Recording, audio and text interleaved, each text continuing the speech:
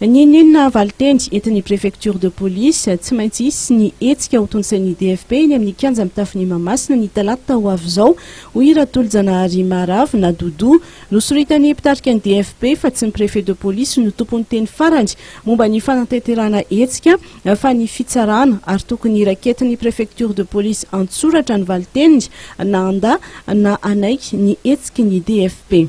Ny anay dia tsotra ihany, monsieur le préfet. Ianareo ihany no tompon'ny lalàna, ianareo ihany no mametra ny lalàna. Inona moa ny lalàna dia ny lalam-panorenana zay mi-autoriser anay manome fahafahana anay liberté politique, liberté individuelle, liberté d'expression, liberté d'opposition. Ary zany droit zany dia droit inviolable sauf respect de l'ordre public. Apiny le 60082 zay rehenareo préfet mihitsy satria nareo mieritreritra fa tsisy olona mahay lalàna ankoatra nareo. Mazava ny voalaza 60082 fa ny réunion publique sy ny manifestation sur la voie publique dia soumis amin'ny régime d'autorisation préalable.